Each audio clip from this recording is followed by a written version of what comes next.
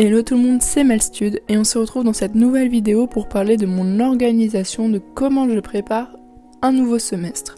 Donc là je viens de finir le 3e semestre de ma 2e année de licence et du coup j'entame le 4e semestre.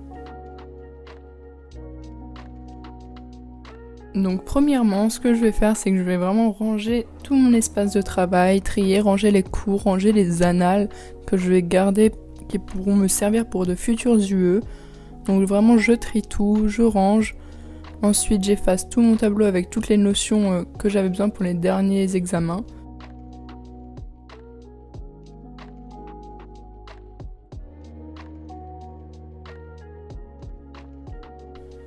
Maintenant je regarde mon futur emploi du temps, donc je regarde un peu toutes les matières que j'ai parce qu'elles changent toutes, quasiment du moins, et je les note sur une feuille pour pouvoir ensuite créer des dossiers dans GoodNotes avec du coup le nom des matières, s'il y a des TP, des TD, pour que je puisse plus facilement m'organiser dès le début du semestre.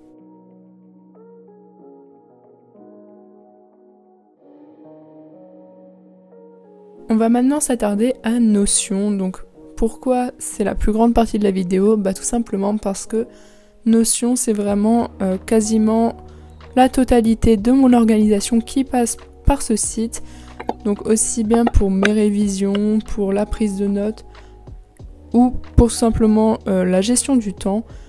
Donc comme vous pouvez le voir sur votre gauche, j'avais déjà créé une page pour le semestre 3 et du coup là nous allons créer la page pour le semestre 4. Donc je commence par la page d'accueil, donc j'ai déjà mis un icône et une couverture.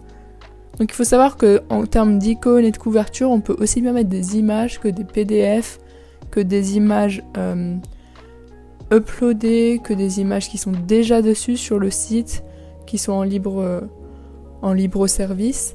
Donc vraiment il y a plein de possibilités.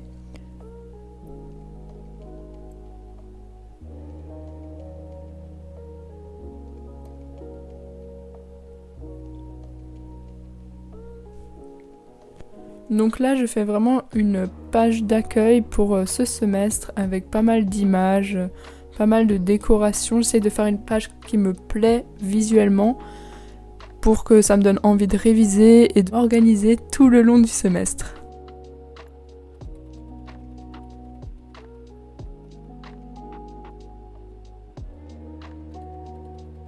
Donc comme vous pouvez le voir là maintenant, j'utilise un peu une manière différente d'utiliser le surligneur.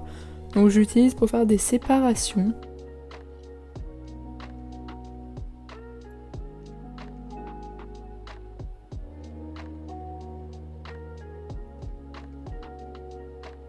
Donc vous pouvez très bien faire une page très simple, très banale avec juste l'essentiel. Mais moi je décide du coup de faire une page assez complète avec du coup tout ce qui me plaît, tout ce qui pourrait m'aider dans mon semestre. Aussi bien un calendrier que des liens utiles, des images, vraiment de tout.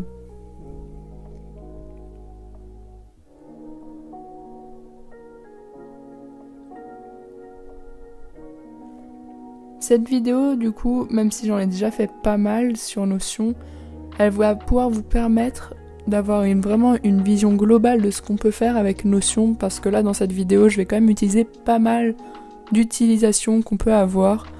Donc, aussi bien des widgets, que de l'écriture, que mettre des images, vraiment un peu toutes les fonctionnalités disponibles avec Notion.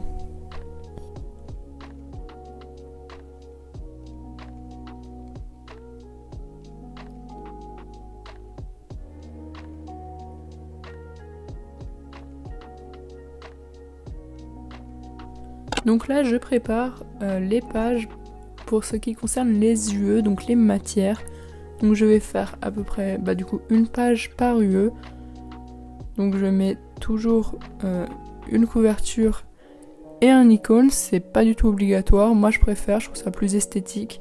Pareil, je préfère uploader mes propres images que prendre les émoticônes ou les images disponibles directement sur le site.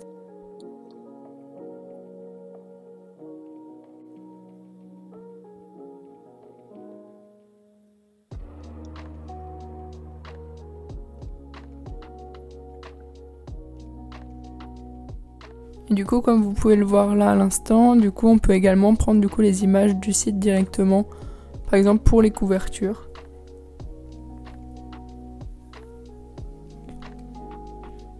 N'oubliez pas que si vous faites des recherches dans Unsplash, essayez de faire vos recherches en anglais parce que du coup Notion est en anglais, comme vous pouvez l'apercevoir, tout est écrit en anglais. Donc essayez également de faire vos recherches en anglais pour avoir un maximum de résultats.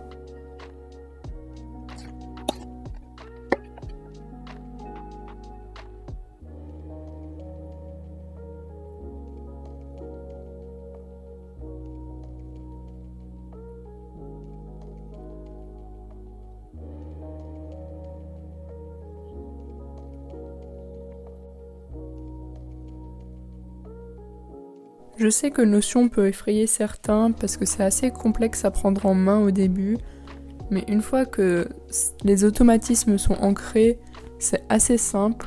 Et du coup, si jamais vous avez des questions par rapport à cette vidéo ou tout simplement par rapport à Notion en tant que telle, n'hésitez pas à me mettre des commentaires, j'y répondrai.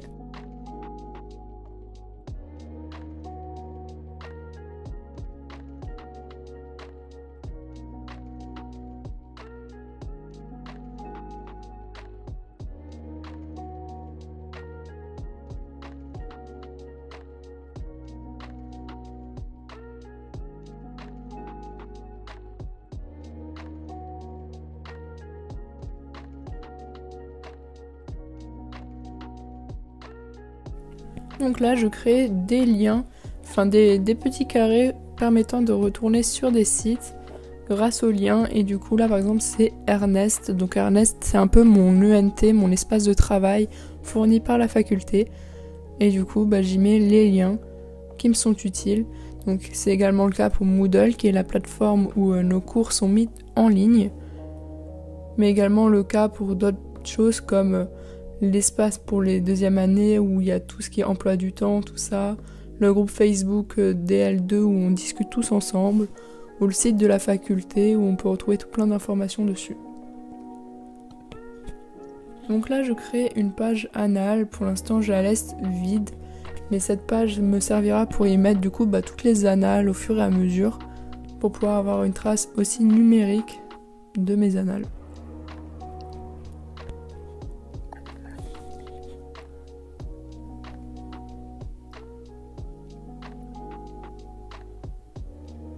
Donc là, je crée une espèce de petit tableau de Kanban qui sert du coup à mes révisions. Donc j'en crée deux. Donc là, c'est celui après le cours, où du coup, il y a la découverte du cours, la mise au propre, la relecture J+1, donc le lendemain de la découverte du cours, que le lendemain du CM. Ensuite, la compréhension que j'essaye de faire entre le premier jour et le troisième jour. Comme ça, le troisième jour, je peux relire tout en ayant compris mon cours. Ensuite, je fais des fiches de révision, si j'en ressens le besoin. Et du coup, là, par exemple, pour ce chapitre, voilà comment ça se passerait. Et du coup, je relis encore une dernière fois 7 jours après le CM.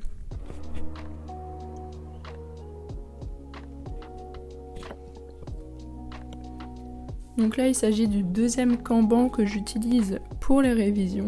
Donc cette fois-ci, c'est avant l'examen. Donc là, c'est un peu le même chemin mais inverse. Du coup, J-7, je vais relire mon cours. Je vais faire des annales par la suite. Je relis J-3. Je refais les annales pour voir là où j'avais pêché, là où j'avais moins réussi. Et je le relis encore une dernière fois la veille de l'examen.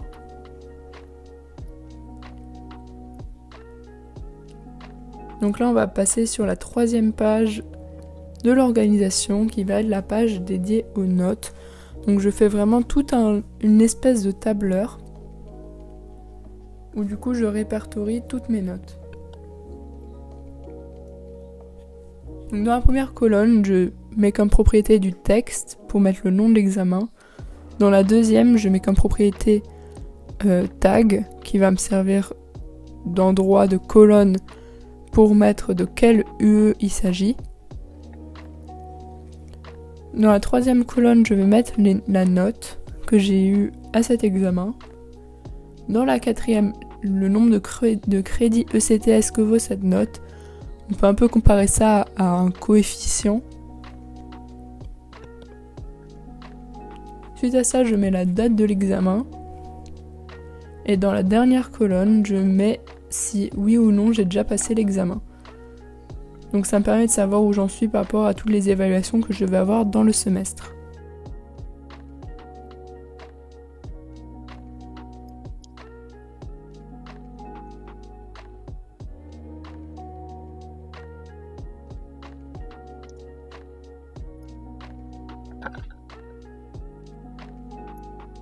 Maintenant, dans chaque UE, je mets souvent une page dédiée au plan du cours.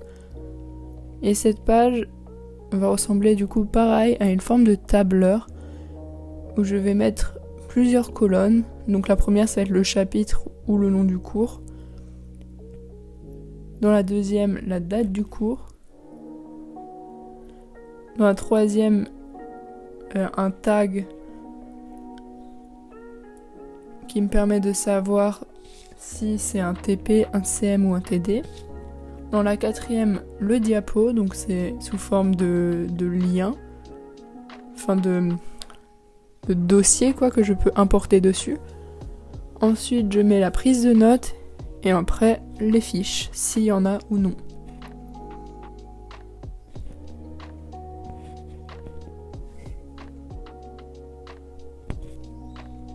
Donc là, comme vous pouvez le voir, du coup les liens fonctionnent. Quand je clique dessus, je retombe directement sur internet. Là, il y a le calendrier qui va me permettre de mettre mes rendez-vous dessus, mon organisation, la musique, des petits liens pour arriver directement sur les UE, même si en soi je peux y accéder directement par la gauche, c'est juste esthétique. Et du coup, voilà pour cette page. J'ai également fait d'autres modèles parce que j'hésitais un peu, je savais pas encore comment je comptais le présenter ce semestre. Mais du coup, voilà d'autres idées de template, avec là par exemple un planning. Et encore un autre modèle. Voilà, c'est tout pour mon organisation, donc j'espère que ça vous a plu et on se dit à plus dans une prochaine vidéo.